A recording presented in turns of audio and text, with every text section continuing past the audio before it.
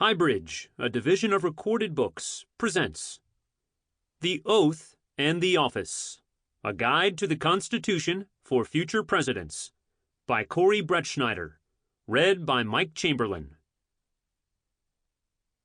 Introduction. The Oath. You want to serve your country. You aspire to run for office, and not just any office. You want to be President of the United States. If you succeed, you will control the most advanced technology ever conceived, much of it secret. You will be able to authorize missile strikes, negotiate treaties, and spy on people around the world. And with a vast payroll, you will now run the largest employer in the country, the federal government.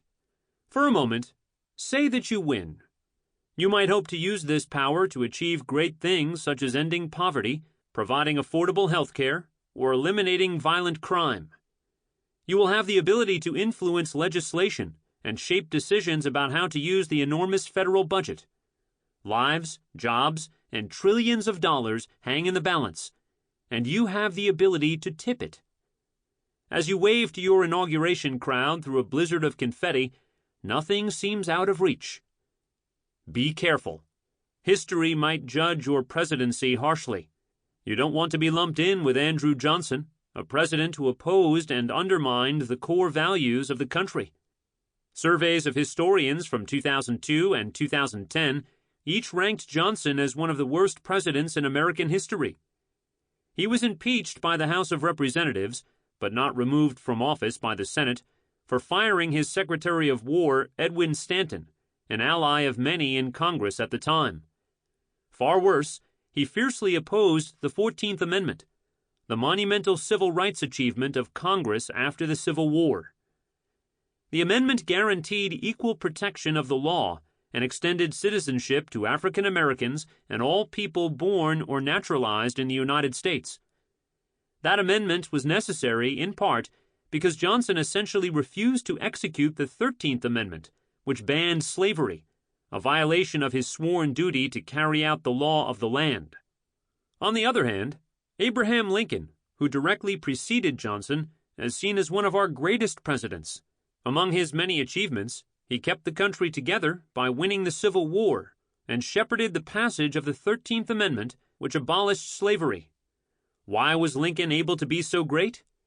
He had a diligent fascination with the Constitution, the core principles that upheld the nation and the presidency, and the history of the framers, the collective term we use for the storied people who crafted the Constitution, such as James Madison and Alexander Hamilton.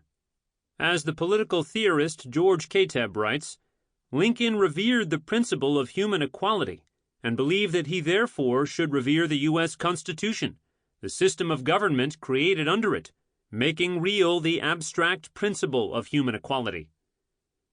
For Lincoln, that meant standing up for the fundamental values of the oath and the Constitution while working within the constraints that limited his office. To end the evil of slavery nationwide, he didn't rule by dictate. Instead, he used the Constitution's legal procedure to pass an amendment accomplishing his goal. Lincoln was a great president because he understood how the office of the presidency, used as the framers had created it, could preserve, protect, and defend constitutional values. As we shall hear, the oath requires that the president uphold the Constitution, even parts with which he or she disagrees. If you fail to do so, you'll end up with Johnson on the list of worst presidents. If you succeed, you can be remembered with Lincoln among the greats. All presidents, from George Washington to Donald Trump, began their terms with dreams of accomplishing great things. But whether your presidency is monumental or disastrous will hinge largely on a simple thing: that you, a future president, understand how the responsibilities of the Constitution apply to your job. What do you need to know to be president? Most of all, you need to know the U.S. Constitution. As president, your first task is to recite the oath of office. You'll stand in front of your inauguration crowd, guided by the Chief Justice of the Supreme Court, and recite the following words: I do solemnly swear that I will faithfully execute the office of the President of the United States, and will, to the best of my ability, preserve, protect, and defend the Constitution of the United States. This oath is your public contract with the American people, and reciting it is your first constitutional responsibility. Before you recite it, you must know what it means and where it comes from. The oath is found in Article 2 of the Constitution, which established the presidency and defined its powers and limits.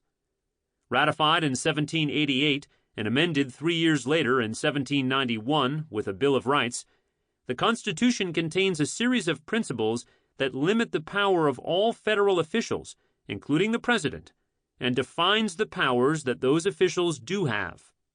The Constitution will serve as your blueprint for how to do the President's job, helping you to anticipate the pitfalls that all presidents should avoid. The oath itself is a reminder that your powers are conditionally granted and come with limits. The Constitution, in literally dictating your first instant in office, signals clearly that you are not free to act however you wish. Article 2 goes on to provide directions for what you must do and avoid. The oath is thus not merely a ritual, it is a recognition that you temporarily occupy an immensely powerful office, and that you must internalize the demands and responsibilities that come with it. Notice that you are promising to preserve, protect, and defend the Constitution, not just to avoid violating it. In pledging to faithfully execute the office of the President, you promise to put aside your private interests to occupy a public and limited role on behalf of the American people. If you are not willing to work within these limits and take initiative to promote the document, the Oval Office isn't for you. It was George Washington's second inaugural address, which at 135 words remains the shortest in history, that gave voice to the ideas underlying the oath and the office. Today, we tend to think of inaugurations as grand affairs, with modern presidents using them to draw widespread attention to their agendas. But Washington's 1793 inauguration was much more subdued, fitting since his address emphasized the limits of the presidential office. He held the inaugural ceremony in the relatively modest Senate Chamber of Congress Hall, located just steps from Independence Hall, where he had presided over the Constitutional Convention 6 years earlier. This choice of venue signified his respect for the legislative branch as a co-equal to his own executive branch. In his speech, Washington challenged Americans to stop him should he fail to live up to his duties. Previous to the execution of any official act of the President, the Constitution requires an oath of office. This oath I am now about to take, and in your presence, that if it shall be found during my administration of the government I have in any instance violated willingly or knowingly the injunctions thereof, I may, besides incurring constitutional punishment, be subject to the upbraidings of all who are now witnesses of the present solemn ceremony. In emphasizing the solemnity of the oath, Washington here was speaking to future presidents and the future Americans charged with holding them accountable. Washington is asking you, a future president, to respect the obligations and the limits of your new office. And to those of us who won't be president, Washington is reminding us that we, too, must ensure that a president carries out the duties of the office. Washington's words here provide the impetus for our focus on what the Constitution demands of a president. This guide will detail what you need to know, how to take the oath seriously, and how to understand both the obligations and the limits that it places on you. It is not enough merely to avoid constitutional punishment, although that punishment, in the form of impeachment, censure, or losing an election, is still something you should worry about. You should go beyond this bare minimum requirement of the office and defend the values that the Constitution enshrines. Unlike President Johnson, and like President Lincoln, you must recognize what the Constitution requires, read it, study it, and through your speech and actions, promote it. It's crucial that you see the Constitution's rules as legitimate constraints, not obstacles to get around. But the Constitution is more than just these rules. It stands for a wider morality of limited government and respect for people's rights. You must find a way for your actions and words to honor and expound those values, while abiding by the limits that your office places upon you. You might be tempted to see the Supreme Court as the sole authority to tell you when you've strayed from constitutional values. Sometimes it does play this role. Courts have often limited the president by declaring his actions unconstitutional. But as you will hear, the court's role in American history has often been limited. The Supreme Court has sometimes protected civil liberties that presidents have put under threat, but at other times it has failed to do so. As president, you have an obligation to go beyond what courts require of you, taking it upon yourself to defend the principles and rules of the Constitution. In order to do that, you must first understand what those principles and rules are. As a professor of constitutional law, my job is to introduce students to the core tenets of the Constitution. My students are often amazed by the scope and foresight of this document. It does more than create our entire system of government. It also provides tools that can limit those who try to abuse that system to violate the rights of the people. The Constitution creates and defines the duties of the three branches of government: legislative, judicial, and executive, the last of which contains the office of the presidency. The Constitution strictly limits the president's powers in Article 2, but it also limits the president in other creative ways, by granting certain powers to the other two branches, letting states retain certain privileges, and enshrining the rights of the people. Each of the three branches interprets the Constitution and encourages the others to act in ways that are consistent with its requirements. This includes you, no matter where you live or what you do. The Constitution is not magically self-enforcing, and there is no Constitution police. Not even the Supreme Court will always succeed in defending the Constitution's values and enforcing the proper limits it places on you. Fortunately, you will not be alone in defending the Constitution. In the end, it is essential for all citizens to recognize that there is no guarantee that presidents or courts respect the Constitution. By demanding that elected representatives, whether senators or town council members, read, understand, and comply with the Constitution, the people can make sure that the requirements of the Constitution do not become, as Madison worried, mere parchment barriers. Ultimately, the president is checked not by the Constitution itself, but by the American people demanding that it be respected. To uphold this duty, though, you need to understand the principles of the Constitution for yourself. Together, we'll be taking a deep dive into our country's founding document. The Constitution isn't the first thing most people think about when they vote for a presidential candidate. My own interest in politics certainly didn't start with the Constitution. When I was growing up in Queens, my father worked for a local politician. I sometimes tagged along for political events.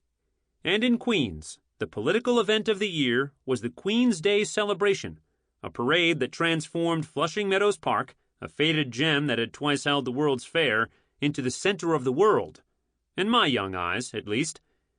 It was the sort of grand event that all the major figures from Queens would attend, and perhaps among them a certain future president.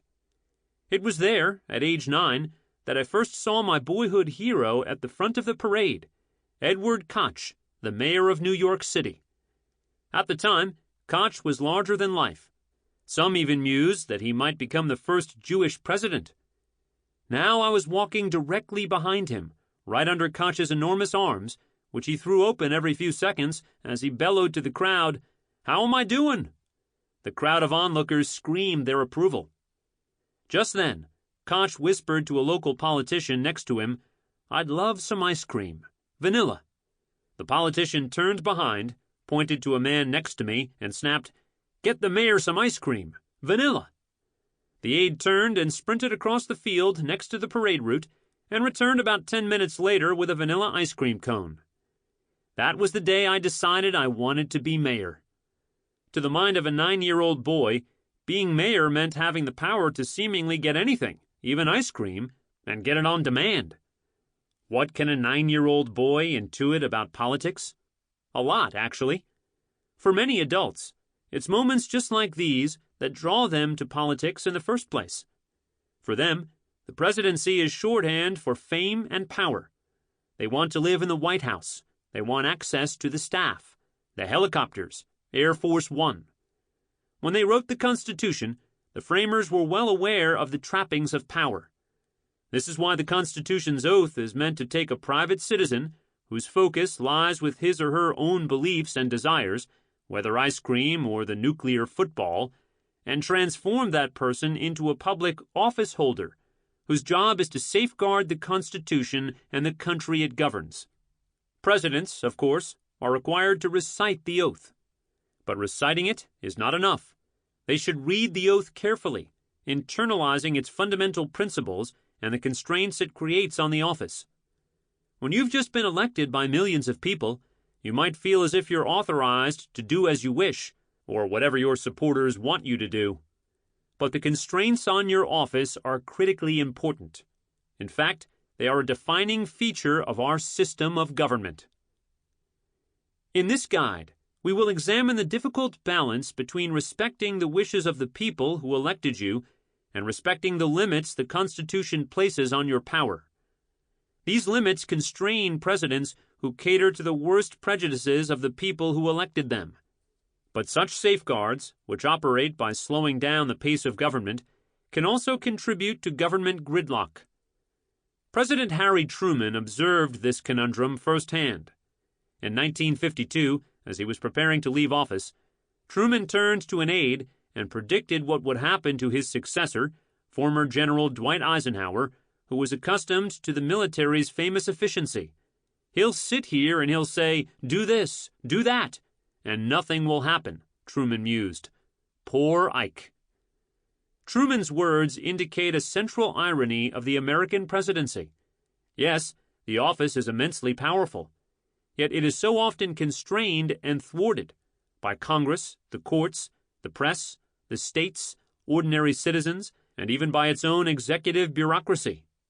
This limited role in the constitutional system is no doubt frustrating for presidents, but it serves the wider goal of the framers, respecting individual rights and the rule of law, the notion that we are not governed by individuals' whims, but by standards common to all. The constraints are a feature, not a bug. They ensure that the oath is not a set of mere words, but that there are mechanisms for constraining a president. The poor Ike story is often told by scholars of the presidency. It was reported in Richard Neustadt's influential book, Presidential Power and the Modern Presidents. Neustadt's book taught future presidents and their aides how to use the power of persuasion to lead the country. With its focus on power, the book was so popular in the 1960s that President Richard Nixon's chief of staff, H.R. Haldeman, made it required reading for all staffers in the White House. Later, as we'll hear, after Nixon was impeached for his role in the break-in at the Watergate Hotel and the subsequent cover-up of the event, one Nixon staffer told Neustadt that, "You have to share the responsibility for the illegal actions because of the ideas in his book." Neustadt took this accusation seriously. He had learned to understand the Constitution when he was a student in civics class and assumed that his readers had done the same. But during Watergate, he realized that the decline of civics education meant that Nixon staffers had not developed an appreciation for the limits of the Constitution, instead focusing more on presidential power. Our guide makes clear what Neustadt's book did not, that the Constitution is not a mere obstacle to get around, and trying to do so would be a disservice to the framers' ideas. To understand the Constitution, you need to see that the powers it grants are of a particular kind, loaded with tripwires, trapdoors, and springboards that protect the rights of the people and the rule of law. Presidents should celebrate, not bemoan, this complex design. The best guide we have to the Constitution is the Federalist Papers. Written anonymously during the course of a single year between 1787 and 1788, The Federalist Papers were the project of three framers, James Madison, Alexander Hamilton, and John Jay, and were an effort to persuade New York and other states to ratify the Constitution. Like many of their fellow framers, Madison, Hamilton, and Jay were concerned about the tyranny of Great Britain, against which they had just revolted. As a result, the Federalist Papers focused a great deal on how the governmental structure outlined in the Constitution would protect citizens from a flawed government, including a despotic president. They emphasized what it meant to be a legitimate leader. James Madison, an author of the Federalist Papers and a primary writer of the Constitution, will serve as our guide throughout this book. Madison is a good guide, in large part, because he was the framer who most consistently stressed the limits on the president, writing, "The ultimate authority resides in the people alone." He was also the most influential proponent of a Bill of Rights. And as president, Madison went beyond what he believed he was required to do by the courts, using his own veto power to strike down laws he viewed as violations against the Constitution. This guide may not always agree with Madison, for instance, in matters concerning hiring and firing, where he wrongly ascribed too much power to a president. But overall, it is Madison's vision of a limited presidency that inspires the ideas of this book. Madison's vision of the presidency was just one of many debated at the time. Another framer, Alexander Hamilton, stood for a markedly different vision.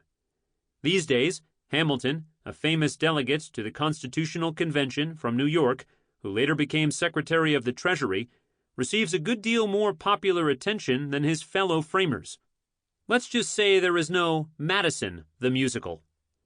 At times, Hamilton was Madison's ally. Recall that they wrote the Federalist Papers together. But they often clashed, especially on where presidential limits ought to lie.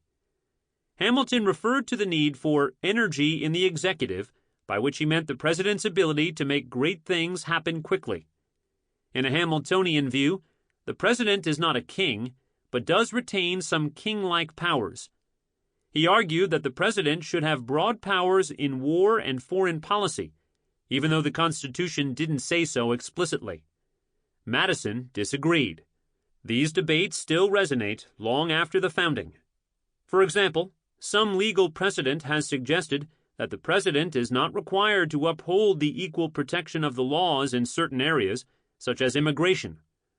Other thinkers have suggested the Constitution's ban on cruel and unusual punishment may not prevent the president from using or sanctioning torture.